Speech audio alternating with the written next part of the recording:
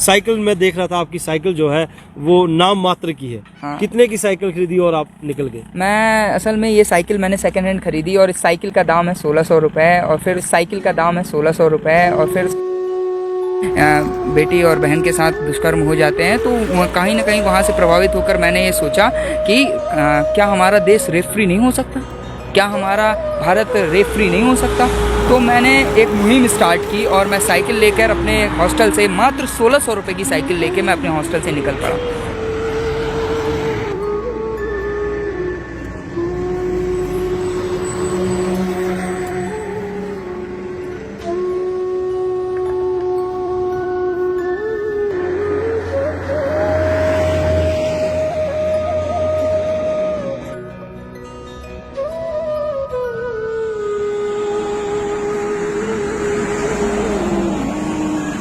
देखिए, बदलाव प्रकृति का नियम है और समाज में बदलाव लाना बहुत ज़रूरी है। दुष्कर्म इतने ज़्यादा बढ़ गए थे, महिलाओं पे अत्याचार इतने ज़्यादा बढ़ गए थे कि मैं निकल पड़ा समाज में बदलाव लाने के लिए।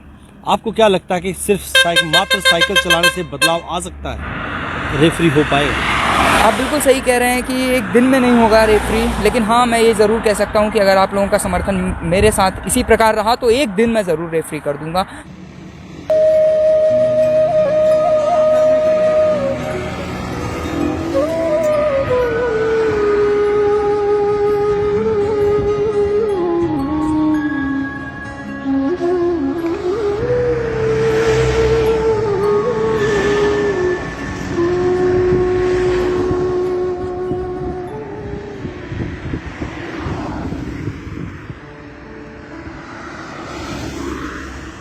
हम इक्वालिटी की बात तो ज़रूर करते हैं, लेकिन इक्वालिटी हम सही मायने में उनको प्रोवाइड नहीं कराते। युवाओं से ये कहना चाहूँगा, घर पे केवल फ़ोन चलाने से और ज़्यादा पढ़ लिख लेने से ही केवल समाज में बदलाव नहीं आ सकता। इसमें कहीं ना कहीं फिल्म इंडस्ट्री को भी मैं इंक्लूड करना चाहता हूँ और जो आजकल जो हमारे लिए जो पोर्नोग्राफी बहुत ईजी हो गई है, किसी को भी अश्लीलता बहुत ही आसानी से मिल जाती है। फेसबुक हो गया, व्हाट्सएप हो गया, इनके ज़रिए हर जैसे लॉकडाउन में आप देख सकते हैं कि कई बच्चों के जो ऑनलाइन एग्ज़ाम थे, तो कई बार जैसे फेसबुक आप ओपन कीजिए, कहीं ना कहीं वो अगर नहीं भी देखना चाहता, अगर वो नहीं सर्च करता, फिर भी उसके पास कहीं ना कहीं किसी न किसी माध्यम से आ जा रही है। मैं सरकार से भी ये कहना चाहता हूँ कि आप अश्लीलता को जितना हो सके बच्चों से, लोगों से दूर रखें।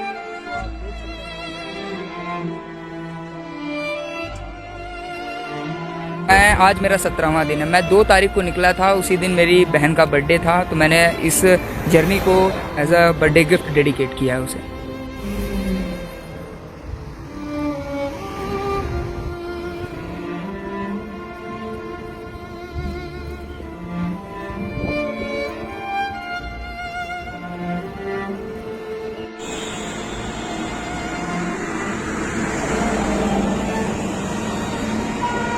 Brother stop.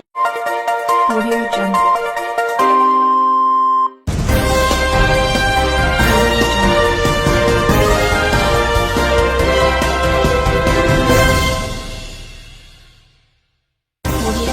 मेरा नाम है शिवम मौर्य और मैं इलाहाबाद प्रयागराज में पढ़ाई करता हूं और मेरा जो घर है वो कटनी मध्य प्रदेश में है।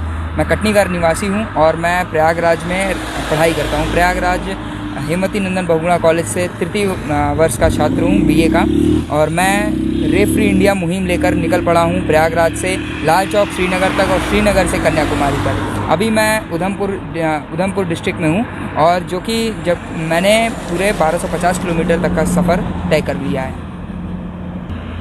पूरा सफ़र मेरा जो है 4973 किलोमीटर का है। अब क्या आपके जब आप घर से निकले थे, क्यों इस मिशन को लेके, यही मिशन क्यों आपने चुना? समाज, देखिए, बदलाव प्रकृति का नियम है और समाज में बदलाव लाना बहुत ज़रूरी है। दुष्कर्म इतने ज़्यादा बढ़ गए थे, महिलाओं पे अत्याचार इतने ज़्यादा बढ़ गए थे कि मैं निकल पड़ा समाज में बदलाव लाने के लिए। आपको क्या लगता है कि सिर्फ मात्र साइकिल चलाने से बदलाव आ सकता है? नहीं, आप बिल्कुल सही हैं। साइकिल चलाने मात्र से बदलाव नहीं आ सकता, लेकिन साइकिल चलाने से लोगों की अटेंशन मिल सकती है। लोग देखते हैं तो पूछते हैं कि क्या कर रहे हो भाई। तो जिस भी इलाके से गुजरता हूँ, जिस भी जगह पर जाता हूँ, लोगों से मिलता हूँ, कॉलेज स्टूडेंट से मिलता हूँ, उनके अंदर अपनी सोच को डालने की कोशिश करता हूँ और उनकी सोच को जानने की कोशिश करता हूँ। मैं चाहता हूँ कि मेरा जो देश है वो रेप फ्री हो जाए। मैं बलात्कार मुक्त भारत की बात करता हूँ। इसी वजह से मैं पूरे देश को एक सूत्र में बांधना चाहता हूँ, न केवल किसी इलाके में।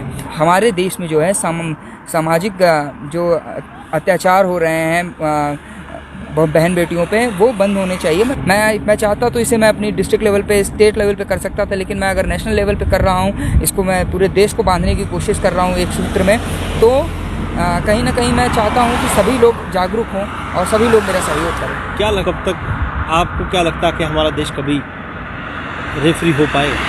आप बिल्कुल सही कह रहे हैं कि एक दिन में नहीं होगा रेफरी, लेकिन हाँ, मैं ये ज़रूर कह सकता हूँ कि अगर आप लोगों का समर्थन मेरे साथ इसी प्रकार रहा तो एक दिन मैं ज़रूर रेफरी कर दूँगा।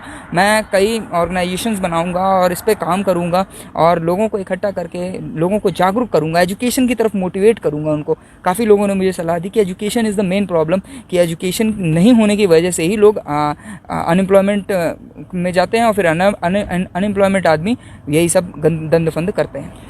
आप ये बताएं, आपको क्या लगता है अभी तक 12.5 किलो का आपने जो एरिया कवर कर चुके हैं आप बाईसाइकिल पे, क्या लगता है आपको क्या मेन कारण है जिनकी वजह से देश में रेप जो है केसेस बढ़ते जा रहे हैं? एक एजुकेशन है, एक अनएम्प्लॉयमेंट है, कई ऐसे कारण हैं। मैं अगर गिनाऊंगा तो मेरी उंगलियां कम पड़ जाएंगी, ऐसे ऐसे कारण हैं इस देश में रेप को बढ़ाने के।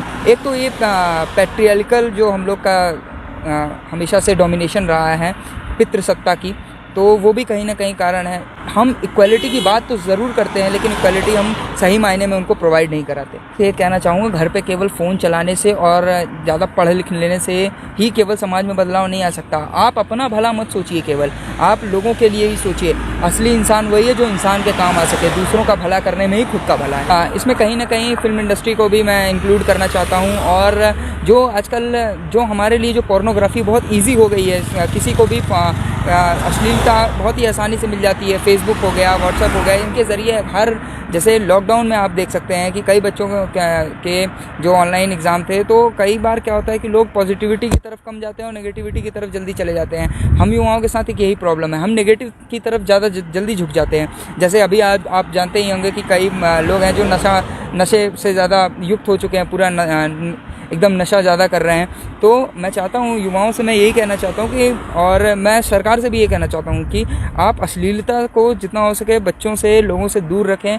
आप जैसे फेसबुक आप ओपन कीजिए, कहीं ना कहीं वो अगर नहीं भी देखना चाहता, अगर वो नहीं सर्च करता, फिर भी उसके पास कहीं ना कहीं किसी न किसी माध्यम से आ जा रही है। आज आप बॉलीवुड देख लीजिए, बॉलीवुड में एकदम मैं तो ये कहता हूँ कि बॉलीवुड को साउथ इंडस्ट्रीज से कुछ ना कुछ सीखना चाहिए। श्रीनगर लाल चौक जो है वो एक पॉलिटिकल अट्रैक्शन का एक सोर्स हो सकता है कि जिससे लोग मुझसे ज़्यादा जुड़ें, ज़्यादा से ज़्यादा लोग जुड़ें। इसीलिए मैं लद्दाख तक ना जाके केवल श्रीनगर तक और श्रीनगर के लाल चौक तक ही जाना मैंने चाहा। साइकिल में देख रहा था, आपकी साइकिल जो है वो नाम मात्र की है। हाँ। कितने की साइकिल खरीदी और आप निकल गए? मैं असल में ये साइकिल मैंने सेकंड हैंड खरीदी और इस साइकिल का दाम है 1600 रुपये। और फिर उसके बाद कई बार मॉडिफाई कराया, कई बार साइकिल ख़राब हुई। और रही बात संस्थाओं के मदद की, तो किसी भी संस्था ने अभी तक मुझे किसी भी प्रकार की मदद नहीं दी है। जो भी करना चाहेंगे, अगर मेरे सपोर्ट का अगर कोई फाइनेंशियली कर रहा है तो वो बहुत अच्छी बात है, लेकिन मैं किसी के सपोर्ट के का वो मोहताज नहीं हूँ।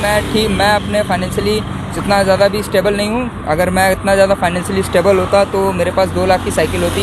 ये 1600 की साइकिल से मैं नहीं घूम रहा होता और लोगों को जागरूक करने नहीं निकला। लेकिन ये जो जागरूकता अभियान मैंने चलाया है, ये मेरा शौक़ है, ये मेरा पैशन है। तो मुझे इसे किसी भी हाल में करना है, कोई चाहे मदद करे या ना करे, लेकिन अगर कोई मेरी मदद करता है तो मैं उसका तहे दिल से शुक्रिया अदा कर रहा हूँ और मुझे बहुत खुशी मिलती है। लेकिन हाँ, कई लोग मुझे रास्ते में मिले हैं जिन्होंने काफ़ी मेरी मदद की और मैं उन सबका शुक्रगुजार हूँ।